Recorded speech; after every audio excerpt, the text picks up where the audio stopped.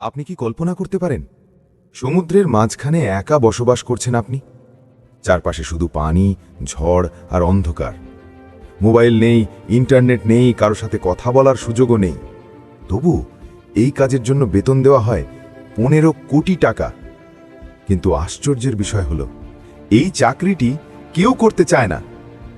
আজ আমরা জানব এমনই এক রহস্যময় চাকরির গল্প, একজন মানুষের যার কর্মস্থল ছিল পৃথিবীর সবচেয়ে বিপজ্জনক জায়গাগুলোর একটি, সমুদ্রের মাঝখানে দাঁড়িয়ে থাকা একাকী বাতিঘর।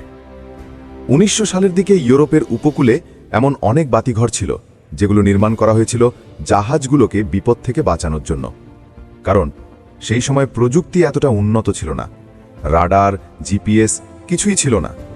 রাতের অন্ধকারে বিশাল ঢেউয়ের মাঝে বাতিঘরের আলোই ছিল জাহাজ চালকদের একমাত্র দিশারি। কিন্তু সমস্যা হলো এই বাতিঘরগুলো বেশিরভাগই স্থাপন করা হয়েছিল সমুদ্রের মাঝখানে পাথরের চূড়ায়, যেখানে যাওয়া মানেই নিজের জীবনের ঝুঁকি নেওয়া। প্রতিদিন তীব্র বাতাস, 50-60 ফুট উঁচু ঢেল, বজ্রপাত, বরফ সব কিছুর মধ্যেও বাতিঘরের আলো জ্বালিয়ে রাখতে হতো কর্মচারীদের। আর এই কাজের জন্যই দেওয়া হতো অবিশ্বাস্য রকমের পারিশ্রমিক, আজকের মূল্যে প্রায় 15 কোটি টাকা পর্যন্ত। এই বাতিঘরে সাধারণত 2 থেকে 3 জন কর্মী থাকতেন। তারা 2 মাস করে ডিউটি করতেন, তারপর পালাবদল হতো। কিন্তু কখনো কখনো ঝড়ের কারণে রিলিফ টিম আসতে দেরি হয়ে যেত, ফলে কেউ কেউ সেখানে 5 মাস এমনকি 1 বছর পর্যন্ত একা থাকতে বাধ্য হতেন।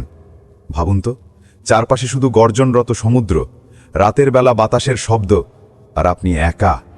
অনেকে মানসিকভাবে ভেঙে পড়তেন, কারো কারো নাকি মাথা খারাপ হয়ে যেত। ইতিহাসে এমনও ঘটনা আছে, একজন বাতিঘর প্রহরী সেখানে মারা গিয়েছিলেন, কিন্তু ঝড়ের কারণে তার দেহ সরানো সম্ভব হয়নি প্রায় 3 সপ্তাহ ধরে। অন্য কর্মীকে বাধ্য হয়ে মৃতদেহের পাশে থাকতে হয়েছিল এতদিন। এই ঘটনার পর থেকেই অনেক দেশ এই চাকরির পদ্ধতি বদলে দেয়।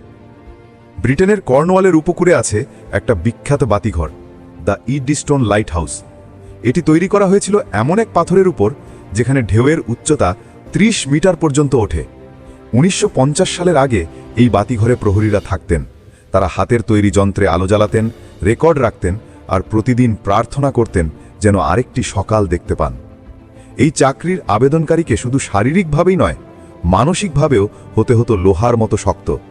কারণ ভয়, একাকিত্ব আর সমুদ্রের গর্জন এগুলোই ছিল তার দৈনন্দিন সঙ্গী। সময় গড়িয়েছে, প্রযুক্তি উন্নত হয়েছে। আজকের দিনে এসব বাতিঘর পরিচালিত হয় অটোমেটিক সিস্টেমে, কেউ আর সেখানে থাকে না। কিন্তু ইতিহাসে এই চাকরিগুলো রয়ে গেছে এক অন্যরকম প্রতীক হিসেবে, মানুষের অসীম সাহস আর দায়িত্ববোধের গল্প হিসেবে। যখন আমরা আরাম করে ঘরে বসে আছি, তখন কেউ একসময় সমুদ্রের মাঝে দাঁড়িয়েছিল, কেবল অন্যদের জীবন বাঁচানোর জন্য।